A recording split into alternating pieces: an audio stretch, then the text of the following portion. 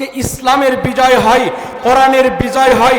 সেই বিজয়টার দৃষ্টান্ত কিয়ামত পর্যন্ত শুধু থাকবে না। এই চাপাই নবাবগঞ্জের মানুষ এই বদর প্রান্তরকে ঐতিহাসিক সিদ্ধান্তের সাহাবীদেরকে সিদ্ধান্তকে বুকে লালন করে বাতিলের শক্তি যখন সামনে দানা বাঁধবে, বাতিলের শক্তির সামনে চাপাই নবাবগঞ্জের মানুষ বদর প্রান্তরকে ঐক্যবদ্ধভাবে যেমন সাহাবীরা ধারণ করেছিল, একইভাবে আমাদের পাগড়িটা মাথায় বেঁধে এই ময়দানে আগামী দিনে যাতে নামতে পারে। কারা কারা আছেন তো হাত তুলে আল্লাহকে দেখা।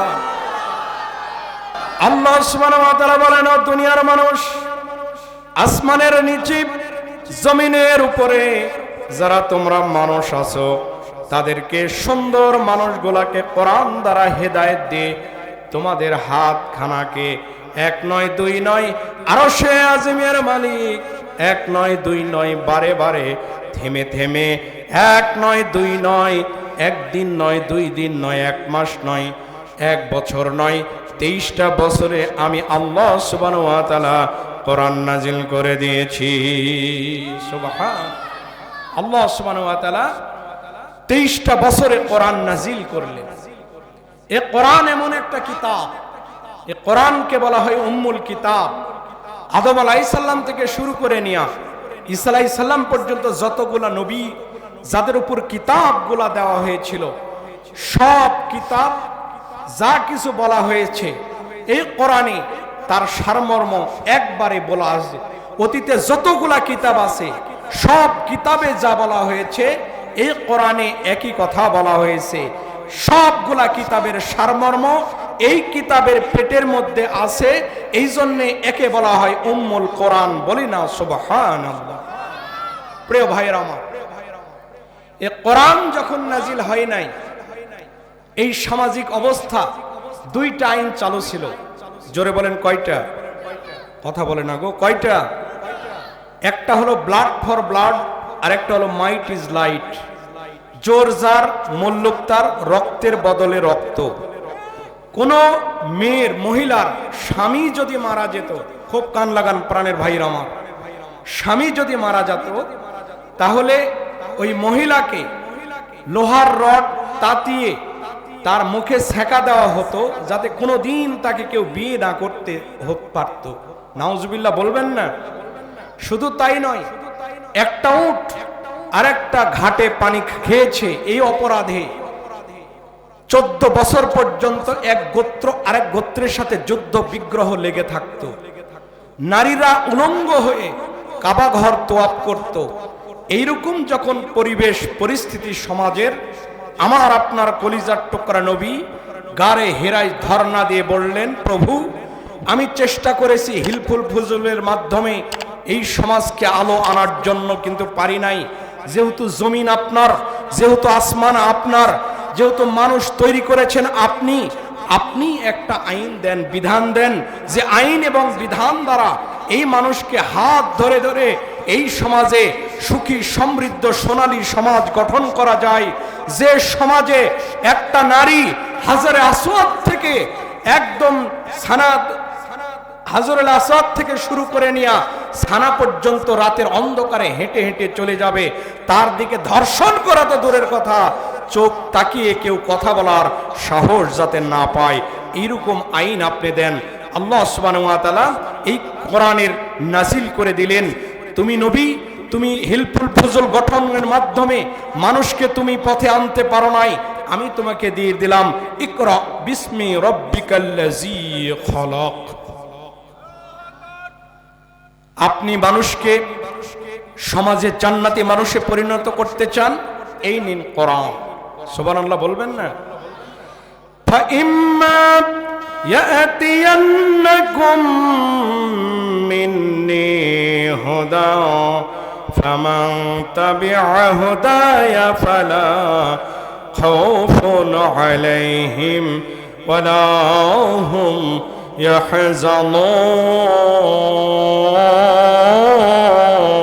ইয়াহজানুন।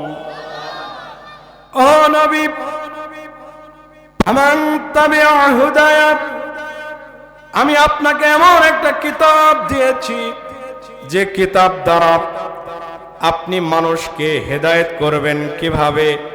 এই কিতাব হলো মুআজিজা, এটা হলো ডিবার লাইট। প্রাণের ভাইরা, এই অমাবস্যার রজনীতে এখন কোনো মানুষ যদি চাঁপাইনবাবগঞ্জ থেকে রাজশাহীতে যায়, দেখবেন গাড়ির ডিবার লাইটটা চালু করে দেয়, সামনে রাস্তা পাওয়া যায়।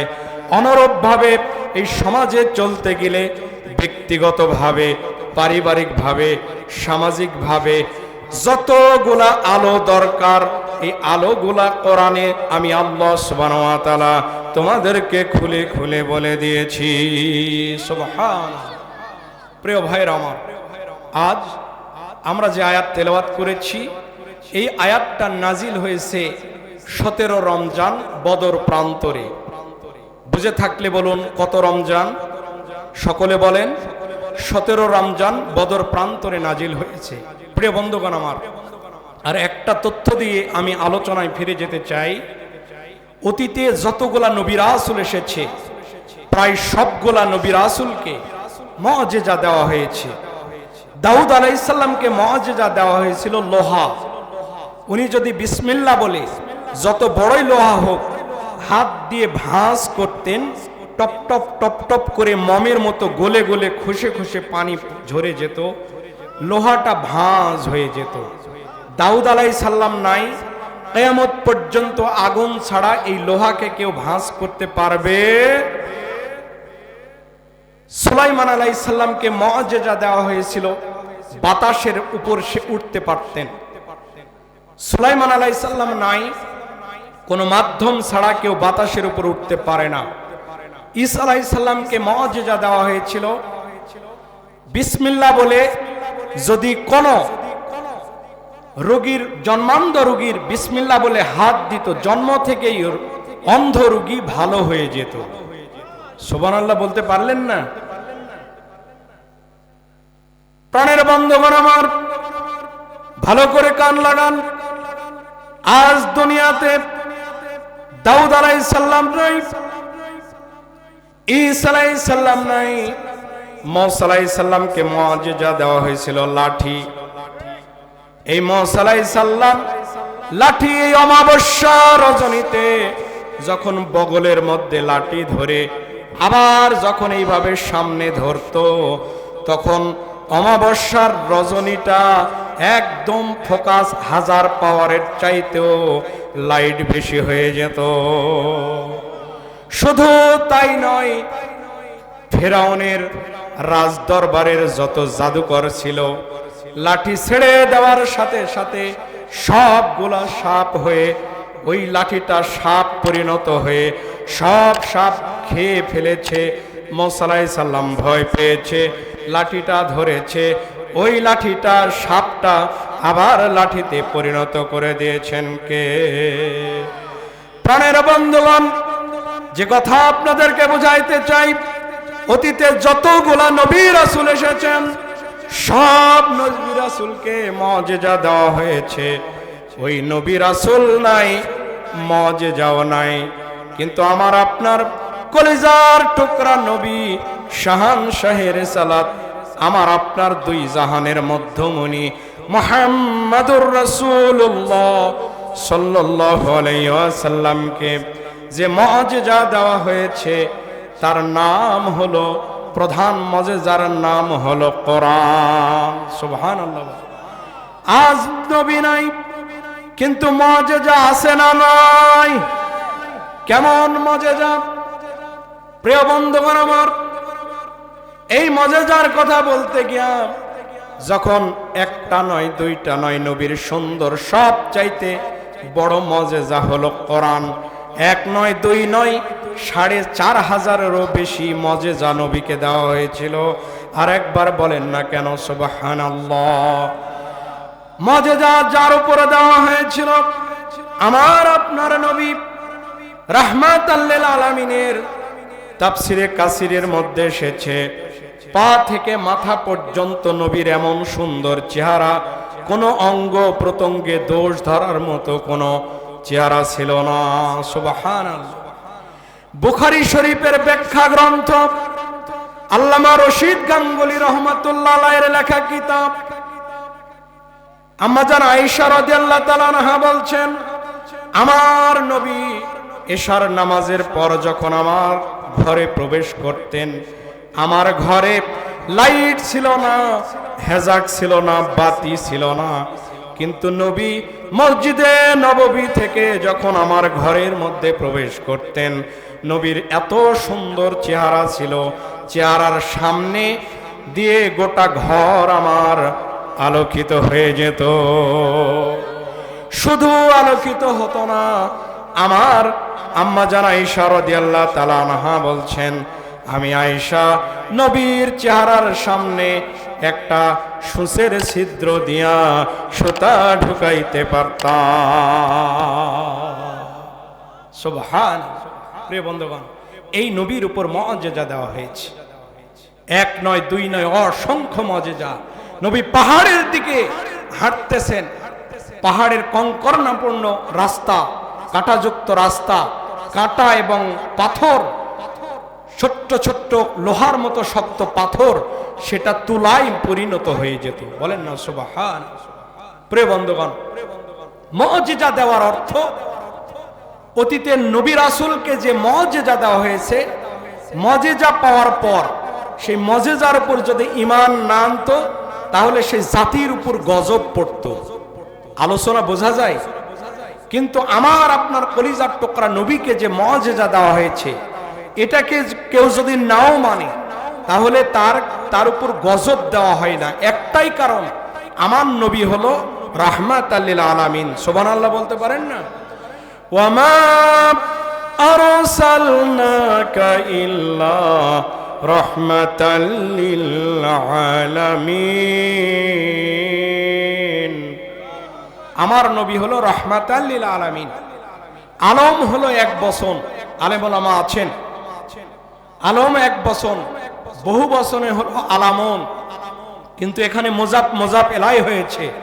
এই জন্যে এই লাইট একটা আলম, অক্সিজেন একটা আলম, হাইড্রোজেন একটা আলম, আকাশ একটা আলম, বাতাস একটা আলম, সিদরাতুল মুনতাহা একটা আলম, জান্নাত একটা আলম, জাহান্নাম একটা আলম, ফেরেশতা একটা আলম, মানুষ একটা আলম, জিন একটা আলম। সমগ্র আলম জগতের রব, জোরে বলেন তো কে? সব আলম জগতের রব যেমন আল্লাহ, সকল আলম জগতের নবীও হলো আমার আপনার কলিজার টুকরা নবী। বলেন না কেন সুবহানাল্লাহ। নবী যখন দাওয়াতি কাজ শুরু করলেন, চরম পর্যায়ে, মক্কা নগরীতে পা ফেলার জায়গা নাই। আবু জেহেল, উতবা, সাইবা নবীজির বাড়ি ঘিরে ধরেছে। নবীজি জিবরিল আমিনের মাধ্যমে ওহী প্রাপ্ত হয়ে মক্কার দিকে রওনা দিয়েছে। মক্কা থেকে মদিনার দিকে রওনা দিলেন। মদিনায় যাওয়ার পর প্রথম বছর চলে গেছে। নবীজির মুআজিজা, নবীজির চরিত্র, নবীজির আদর্শ, নবীজির দাওয়াত, নবীজির কিতাব, নবীজির সাহাবী, নবীজির লোকজন এত চরিত্র মাধুর্য দিয়ে মদিনাকে সয়লাব করে দিলেন। দিনের পর দিন মুসলমান বাড়তেই থাকলো। এটা মক্কা জামানার আবু জেহেলের আর সহ্য হয় না। আবু জেহেল এক নয় দুই নয়, 1000-এরও বেশি বাহিনী নিয়ে এবার সে মক্কা থেকে মদিনায় অ্যাটাক করবে সিদ্ধান্ত নিয়েছে। ভালো করে কান লাগান, এই নবীকে মারার জন্য, নবীদের সাহাবীদেরকে মারার জন্য, গোটা পৃথিবী থেকে বিদায় দেওয়ার জন্য 1000-এর সাহাবী নিয়ে যখন মক্কা থেকে মদিনায় অ্যাটাক করবেন, 2য় হিজরি, সেদিন ছিল 17 রমজান। ভালো করে কোট করেন প্রাণের ভাইরা।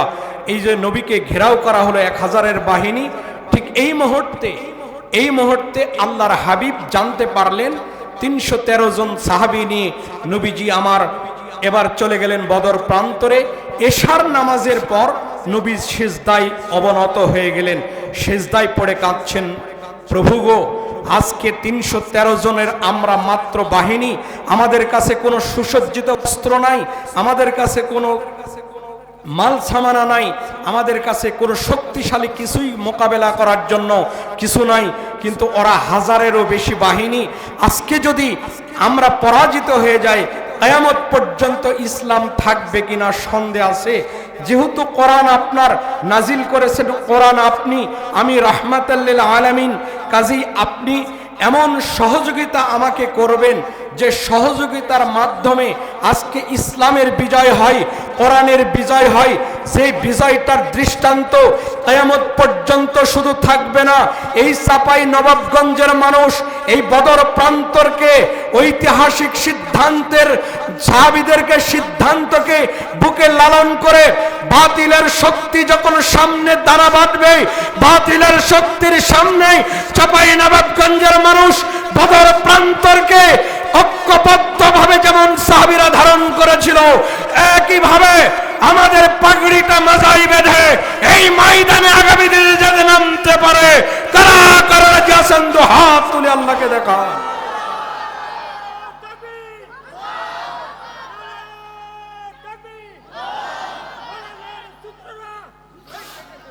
আলহামদুলিল্লাহ। ভাইজান কষ্ট পাচ্ছেন? নবী বললেন কি, প্রভু আজকে যদি আমরা শেষ হয়ে যাই তাহলে আমাদেরকে আগামী কিয়ামত পর্যন্ত ইসলাম থাকবে কিনা সন্দেহ আছে। কাজেই আপনি সহযোগিতা করুন। খুব ভালো করে কান লাগান। এই ছেলে, সোনামানিক কথা বলিও না, এটা কোরআন থেকে। আপনারা বিশ্বাস করেন আর না করেন, একটা করে আয়াতের একটা করে শব্দ, কমসে কম 10 ঊর্ধ্বে 700টা করে আয়াত আপনার আমার আমলনামায় যোগ করা হচ্ছে। যিনি যোগ করতেছেন জোরে বলেন তো মনিবের নাম কি? কাজেই খুব সাবধান। আমরা এসেছি কোরআনের, এখানে লেখা আছে তাফসিরুল কোরআনের মাহফিল। কোরআন থেকে কথা হবে, কোরআন তো কোরআন তাফসির হবে। রাজি আছেন তো ইনশাআল্লাহ? কারা কারা রাজি? তো হাত তুলে আল্লাহকে দেখান। লিল্লাহে তাকবীর। আরে ভাই, তাকবীর ধ্বনি যদি এক আসতে হতো, বদর প্রান্তরে ইসলামের বিজয় হতো না। কথা বলেন ঠিক কিনা? খন্দকের প্রান্তরে ইসলামের বিজয় হতো না। ইসলামের আল্লাহু আকবার শব্দ আমরা যত জোরে বলবো, বাতিলদের গলায়, বাতিলদের বুকে ততই বেশি জোরে ধাক্কা লাগে, শয়তান পালিয়ে যায়। লিল্লাহে তাকবীর। কষ্ট পাচ্ছেন? এশার নামাজের পর নবী সিজদা দিয়েছে। রাত দুপুর হয়ে গেছে, দ্বীপ্রহর 12টা বেজেছে, নবী সিজদা থেকে মাথা উঠায় না। 3:30টা বেজে গেছে, নবীজি সিজদা থেকে মাথা উঠায় না। 4:30টা বেজে গেছে, নবীজি সিজদা থেকে মাথা উঠায় না। আমার প্রিয় ভাইরা, আমার খুব ভালো করে কান লাগান। নবীজির চোখের পানি দরদর দরদর করে পড়ে, আলেম ওলামা আছেন তাফসিরের কিতাবের মধ্যে দেখে আসলাম, সেখানে নবীর পানি বালিটা মাথার এই সামনে ভাগটা বালির মধ্যে দেবে চলে গেছে। এদিকে আবু বকর রাদিয়াল্লাহু তাআলা আনহু বলছেন, হুজুর আপনি মাথা উঠান, না জানি কোন আয়াত নাজিল হবে, আমরা কোন বিপদে পড়তে যাচ্ছি। ওই যে হাজারের বেশি বাহিনী নিয়ে আমাদেরকে তাড়া করেছে, আপনি মাথা উঠান। নবীজি এই মুহূর্তে মাথা উঠায় আবু বকর রাদিয়াল্লাহু তাআলা আনহুকে জড়িয়ে ধরে বলছেন, কুম বিনা ইলা জান্নাতি, কুম বিনা ইলা জান্নাতি। কে আসো গো? আমি নাকের মধ্যেই, আমি আবু বকর নাকের মধ্যে জান্নাতের সুঘ্রাণ পাচ্ছি। আমি নবীজি আজকে বদর প্রান্তরে নাকের মধ্যেই জান্নাতের সুঘ্রাণ পাচ্ছি। কারা আসো বদর প্রান্তরা? 313 জন বাহিনী আমার হাতের সাথে হাত লাগাও। এই মুহূর্তে আমার কাছে সূরা আনফালের 9 নম্বর আয়াত নাজিল হয়ে গেছে। 1000 ফেরেশতা দিয়া সকালে বাতিলের বিরুদ্ধে 1000 ফেরেশতা দিয়া আল্লাহ সুবহানাহু ওয়া তাআলা আরশে আজিমের মালিক আমাদেরকে সহযোগিতা করবেন। চিৎকার দিয়ে বলেন আল্লাহু আকবার। আজকে বন্ধুর আমার, আজকের প্রেক্ষাপটে এই আয়াতটাই তেলাওয়াত করেছি। কোন আয়াতটা ওই সময় নাজিল হয়েছিল? সূরা আনফালের 9 নম্বর আয়াত। জিবরিল আমিন সেজদায়, নবী সেজদায়। এই সময় আরশে আজিমের মালিক সেজদা থেকে মাথা উঠানোর জন্য জিবরাইলের মাধ্যমে যে আয়াতটা পাঠিয়ে দিয়েছেন, সেটাই হলো সূরা আনফালের 9 নম্বর আয়াত। চিৎকার দিয়ে বলেন মারহাবা। শানে নজুল আমরা জানলাম।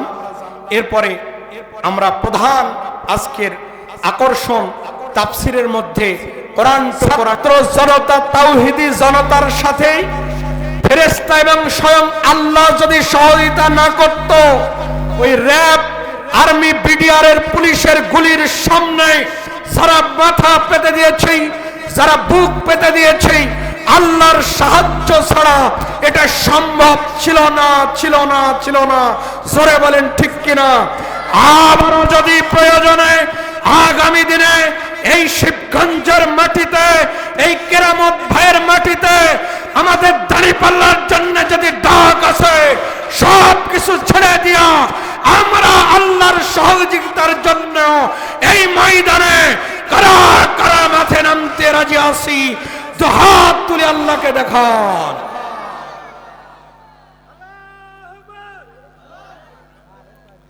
কষ্ট পাচ্ছেন?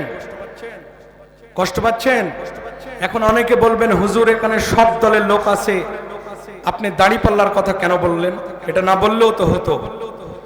প্রিয় বন্ধুগণ আমার, আপনাদেরকে বিনীত অনুরোধ করে, যারা পক্ষের লোক না তাদের প্রায় হাত দিয়ে আমি বলতে চাই, মানুষের পক্ষপাতিত্ব আছে। জোরে বলেন আছে না নাই?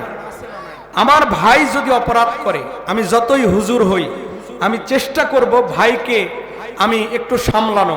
কি কথা বলেন না কেন হুজুর? ঠিক আছে না? আবার আমি আত্মকেন্দ্রিক চিন্তা চেতনা আছে, আমি চাইবো একটা সুযোগ পেলে আমার বোনকে চাকরিতে দেওয়া, ঢোকানো। কথা বলেন? আমি চাইবো ভিজিএফ এর চাউল যদি আসে, অন্য গরিব দুঃখীকে দেওয়ার আগে আমার নিজের লোককে দেওয়ার আগে চেষ্টা করব।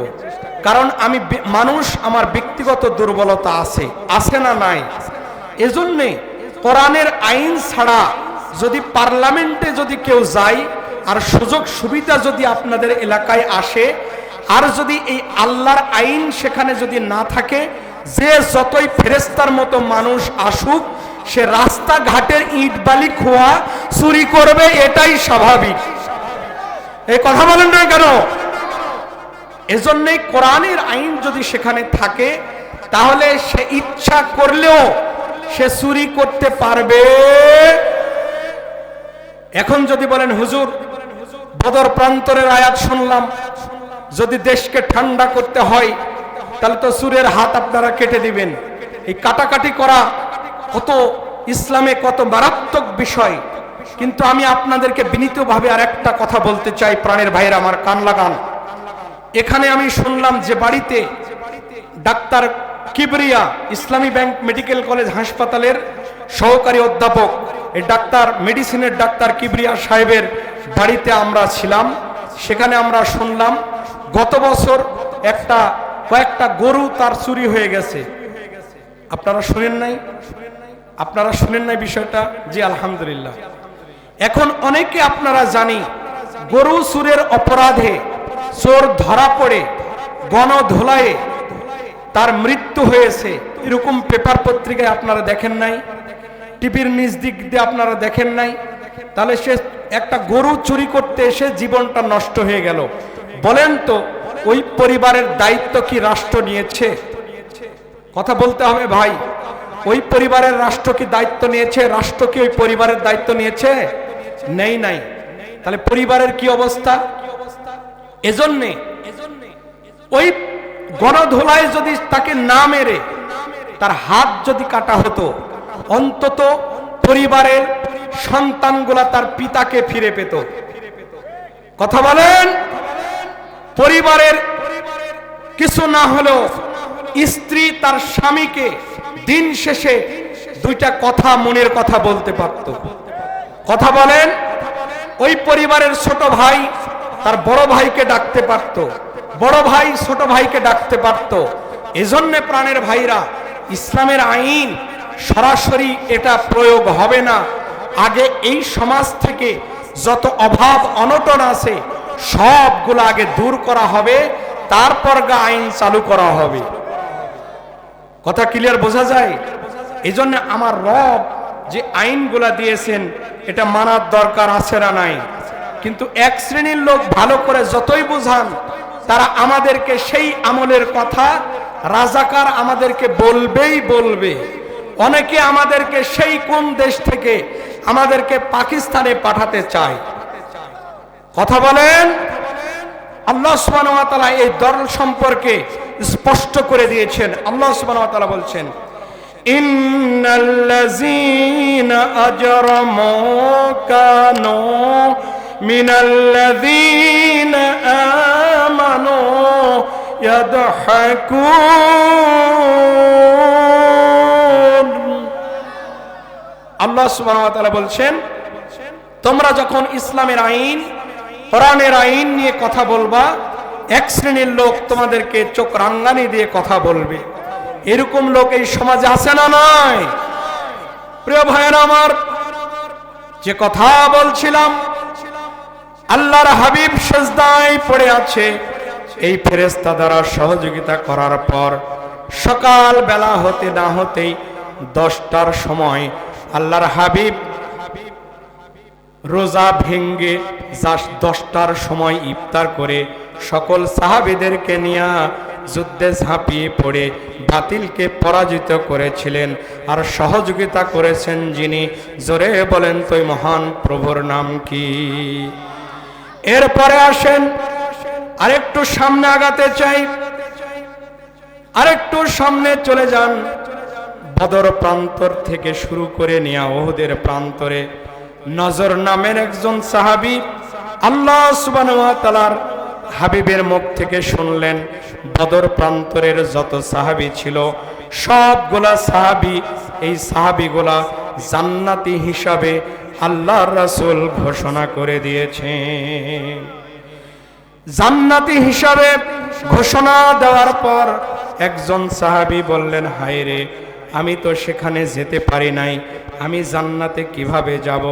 তবে হুজুর, আপনার হাতে হাত রেখে আমি ওয়াদা দিলাম, আগামী দিন যদি কোনো যুদ্ধ বিগ্রহ আসে, বদর প্রান্তরে যেহেতু যেতে পারি নাই, কিন্তু আমি কথা দিলাম আপনার সাথে যতগুলা যুদ্ধ আসবে সব যুদ্ধে আমি শামিল হব, এমনকি শাহাদতের তামান্না আমি পান করতে চাই। বনি নজর নামের একজন সাহাবী উহুদ যুদ্ধে অংশগ্রহণ করার পর সে যখন শাহাদত বরণ করলো, ওই সাহাবীর উপর আল্লাহ সুবহানাহু ওয়া তাআলা এত বেশি খুশি হয়ে গেলেন। আল্লাহ সুবহানাহু ওয়া তাআলা 4 নম্বর পারা সূরা ইমরানের 140 নম্বর আয়াত নাজিল করে দিয়ে আল্লাহ সুবহানাহু ওয়া তাআলা বলছেন, ইয়ামসাসকুম কারহুম ফাকাদ মাসাল কওমা কারহুম মিসলু ওয়া তিলকাল আইয়ামু নুদাবিলুহা বাইনান নাস ওয়ালিয়ালামাল্লাহু আল্লাযীনা আমানু ওয়া ইয়াত্তাখিযা মিনকুম শুহাদা ওয়াল্লাহু লা ইউহিব্বুজ জালিমিন।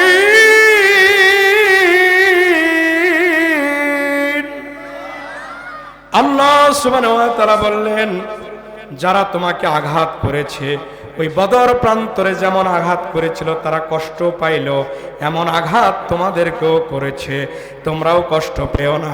আগামী দিন বাতিলের সামনে মোকাবেলা করার জন্য আবু নজরকে যেমন জান্নাতি হিসাবে ঘোষণা করলেন, চাঁপাইনবাবগঞ্জের বাসীরা আপনারা যেখানে এখানে আছেন, আমি আপনাদেরকে সাক্ষী রেখে বলতে চাই, আমরা যদি আগামী দিন সিদ্ধান্ত নিই আল্লাহর জমিনে আল্লাহর আইন বাস্তবায়ন করতে হবে, সিদ্ধান্ত নিতে দেরি আমাকে আপনাকে জান্নাতি হিসাবে ঘোষণা করতে দেরি করবেন না। জোরে বলেন তো এই মহান মুনিবের নাম কি? তার দৃষ্টান্ত হলো 5ম হিজরি খন্দকে, ভালো করে কান লাগান, বদর উহুদ খন্দক, এটা বলেই আমরা শেষ করে দিতে চাই। প্রায় 11:30 বাজতে চলেছে, আর কয়েক মিনিট আমি আপনাদেরকে কষ্ট দিব। বলবো খন্দক যুদ্ধ 4,30,000 বাহিনী নিয়ে আবু সুফিয়ান মদিনা আবার অ্যাটাক করতে লাগলো 5ম বছরে। কত বছর? 5ম বছর। নবীজি আমার 4000-এর মতো সাহাবী নিয়ে খন্দক কাটতেছেন, খন্দক খনন করছেন। খুব ভালো করে কান লাগান। আজান দিলেন, জোহরের আজান। আমার নবীজিকে একজন সাহাবী গিয়া বলছেন, হুজুর আজান দিয়েছে, আমরা সালাতটা আদায় করে নিই। নবীজি বললেন, এই মুহূর্তে সালাতটা মুলতবি করতে হবে।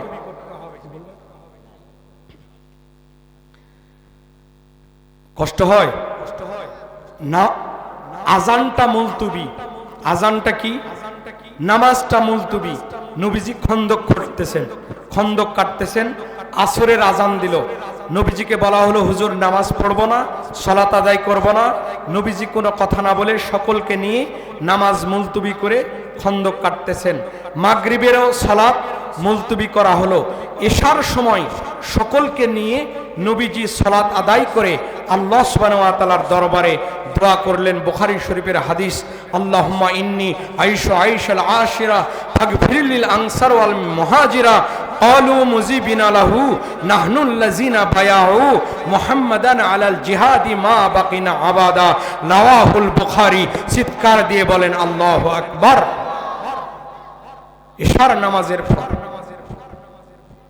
প্রভু আরশ আজিমের মালিক আমার সাহাবারা আজকে নামাজ কাজা করেছে, আমার সাহাবীরা যোহর কাজা করেছে, আসর কাজা করেছে, মাগরিব কাজা করলো। ও আমার আল্লাহ গো, ও রব, এতগুলা কাজা করেছে, তারা আমার হাতের উপর হাত রেখে বায়াত করেছে।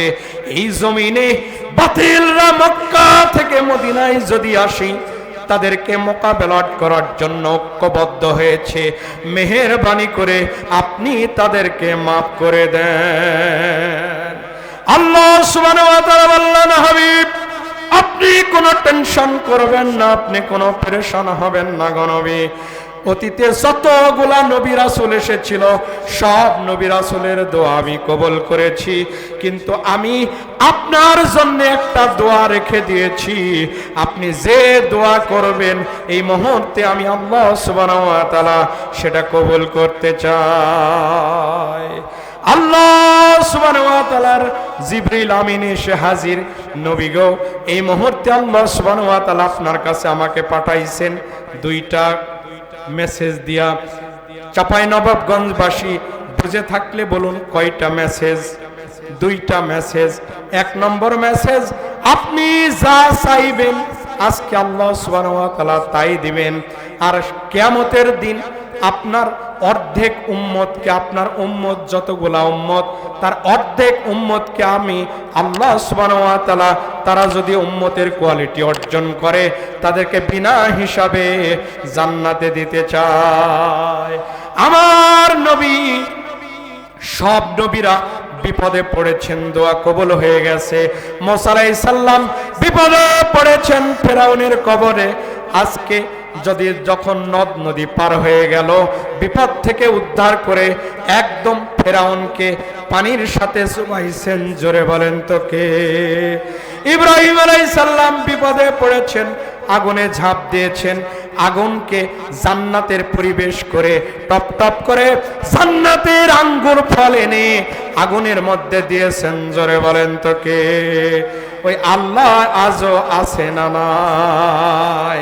প্রাণের ভাইয়ের আমার কান লাগান, আমার নবী সেই দোয়াটা কবুল না করে, দোয়াটা আল্লাহ সুবহানাহু ওয়া তাআলার কাছে না সে তিনি চিন্তা করলেন, আহারে আমাকে এই শিবগঞ্জবাসী এমন একটা দিন আসবে, আজ থেকে 1500 বছর পর আমার জান্নাত দেখবে না, আমার জান্নাত দেখবে না, আমার ফেরেশতা দেখবে না, সাহাবীকে দেখবে না, আল্লাহকে তারা দেখেনি, ফেরেশতাকে দেখা দেখেনি, আমি নবী আমাকে না দেখেনি। তারা না দেখে কোরআনের উপর যারা বিশ্বাস করে হেদায়েতের জন্য, জান্নাতে যাওয়ার জন্য, তারা যদি এই মাহফিলে কোরআনের জন্য আগামী দিন যদি সিদ্ধান্ত নেই, কোরআনের আলোকে নিজেকে সুসজ্জিত করবে, পরিবারকে সুসজ্জিত করবে, সমাজকে সুসজ্জিত করবে কোরআনের আলোকে, এই সিদ্ধান্ত যদি নিতে পারে, এইরকম যদি 50% না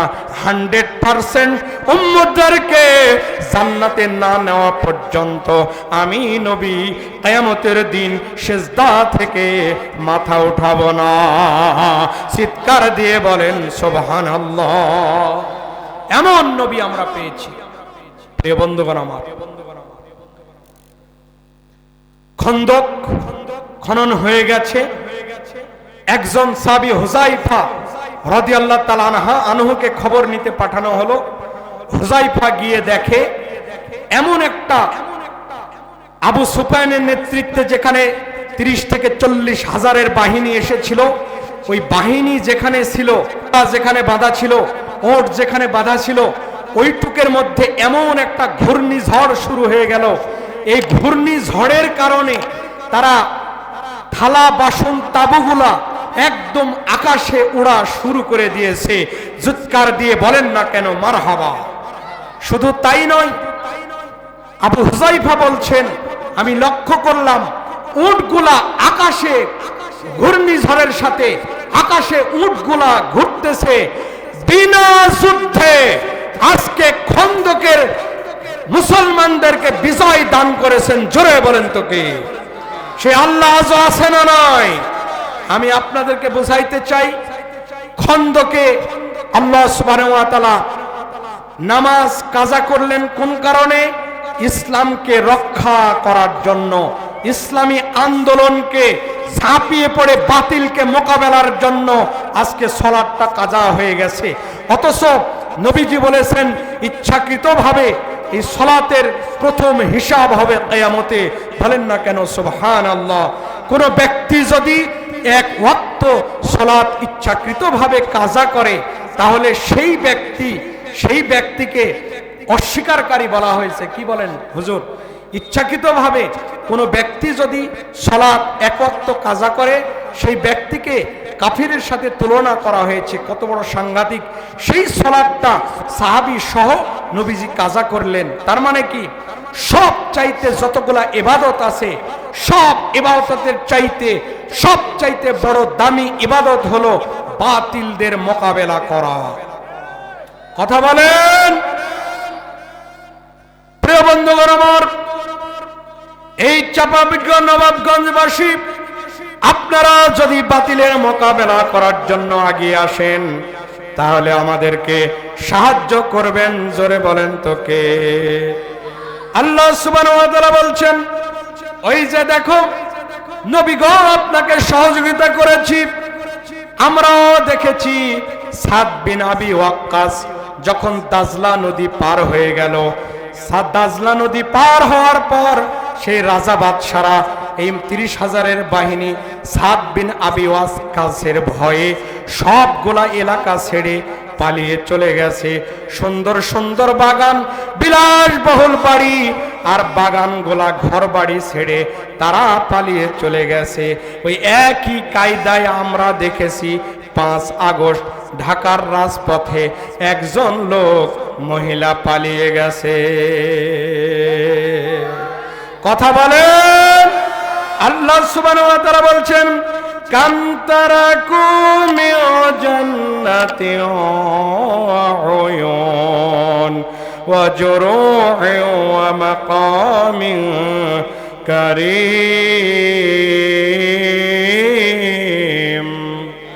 আল্লাহ সুবহানাহু ওয়া তাআলা বলেন তারা বিলাসবহুল বাড়ি, ওই যে বাগান আর লেক সবগুলা ছেড়ে ছেড়ে চলে গেছে। আর সুন্দর সুন্দর বাসস্থান, বিলাসবহুল বাড়ি, আসবাবপত্র, খাট, ড্রেসিং টেবিল ছেড়ে চলে গেছে। আর ফ্রিজের মধ্যে যে খাবারটা ছিল সেই খাবারেরও তারা সুযোগ পায় নাই। চিৎকার দিয়ে বলেন ঠিক কিনা? আল্লাহ সুবহানাহু ওয়া তাআলা বলছেন আমার মনে হয় 5 আগস্টেই এই কোরআনটা, এই আয়াতটা যখন আমি মিলায়ে দিই তখনই আমার কাছে মনে হয়েছে 1500 বছর আগের কিতাব নয়, বর্তমানেরও কিতাব নয়। বিজ্ঞান যত উন্নত হবে আর যত মানুষ আরো উন্নত হবে তার জন্য হলো এই কিতাবটা নতুন ভাবে দেখা দিবে। কথা বলেন ঠিক কিনা? আল্লাহ সুবহানাহু ওয়া তাআলা বলছেন ওয়াকাযালিকা ওয়াআওরাসনাহা কওমান আখরিন। তাদেরকে আমি বিদায় করে দিয়েছি, তার স্থলে আমি আমার লোকজনকে এই রাষ্ট্র ক্ষমতায় বসাইতে চাই। সুবহানাল্লাহ বলেন। এটা আমার কথা না, সূরা দুখান। এবার আল্লাহ সুবহানাহু ওয়া তাআলা বলছেন, ফামা বাকাত আলাইহিমুস সামাউ ওয়াল আরদু ওয়া মা কানু মুনজারিন। আল্লাহ সুবহানাহু ওয়া তাআলা বলছেন, তারা পালিয়ে চলে গেছে, তারা দুনিয়া থেকে চলে গেছে, তার বাপ মারা গেছে, কোন জানাজার ভিডিও তারা দেখাতে পারবে না।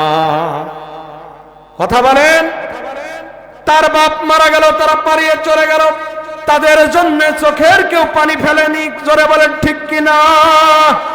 কিন্তু আমরা দেখেছি আমাদের মাথার তাজ, আমাদের রাস্তার মিনার, আমাদের এই বাংলাদেশের গৌরব, আমাদের কলিজার টুকরা নয়নের মণি আল্লামা দিলওয়ার হোসেন সাইদি যেদিন ইন্তেকাল করেন, আমার মনে হয় হাজার হাজার লোক ঘর বাড়িতে সেজদা দিয়ে চোখের পানি ফেলেছে। কথা বলেন। প্রিয় ভাইরা আমার, আমি আপনাদেরকে বুঝাইতে চাই যে আল্লাহ আমরা সাহায্য চাওয়ার আগেই যে আল্লাহ সুবহানাহু ওয়া তাআলা সহযোগিতা দিতে চান, ওই মহান মনিবের নাম জোরে বলেন তো কি? আল্লাহ সুবহানাহু ওয়া তাআলার কিছু নিয়ামত বর্ণনা করে আমি আল্লাহর আলোচনা শেষ করতে চাই। আল্লাহ সুবহানাহু ওয়া তাআলা বলছেন, ওয়াল্লাযী খালাকা লাকুম মা ফিল আরদি জামিআ।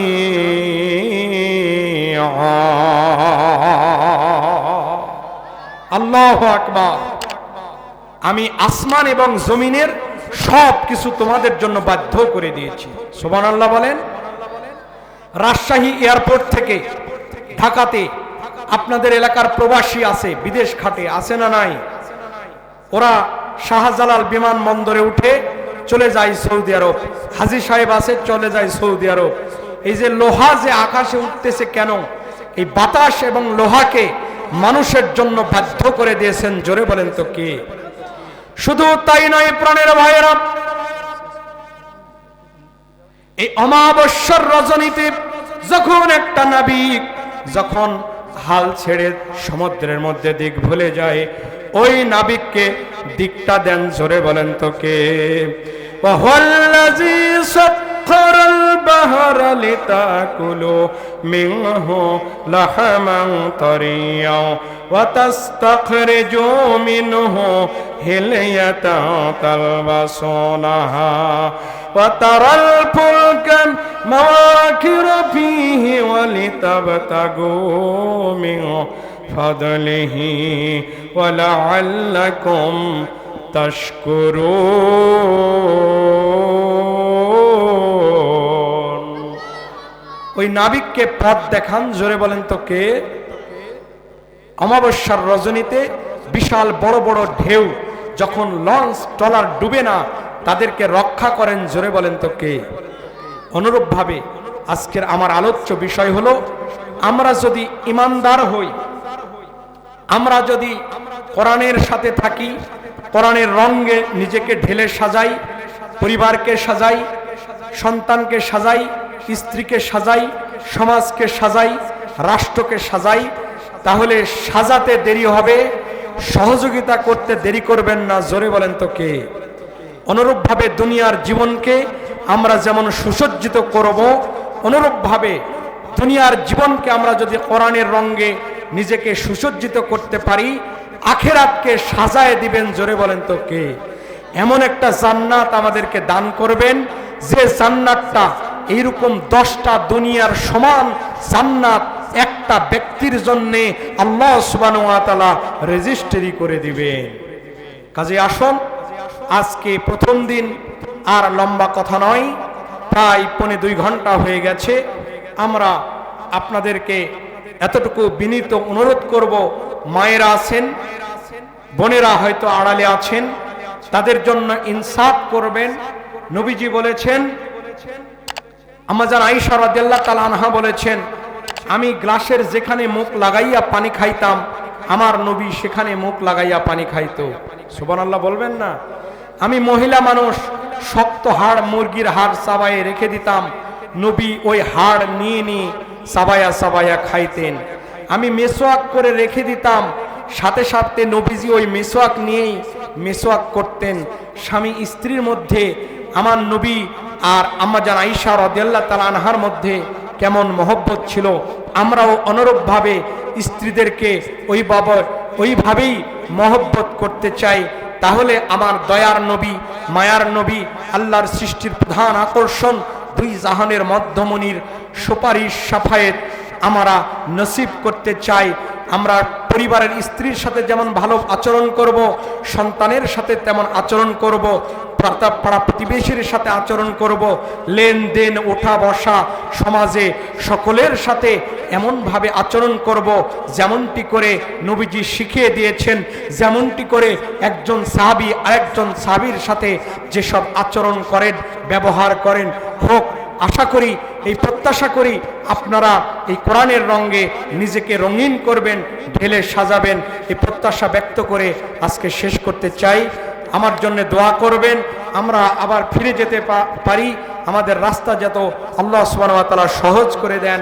আমার কণ্ঠ যেন, সকল বক্তার কণ্ঠ যেন আল্লাহ সুবহানাহু ওয়া তাআলা কোরআনের জন্য আগামী দিনে বাতিলদের মোকাবেলায় সকল বক্তাদের কণ্ঠ যেন এই ময়দানে আল্লাহ সুবহানাহু ওয়া তাআলা কবুল করেন। সকলে বলেন আমিন।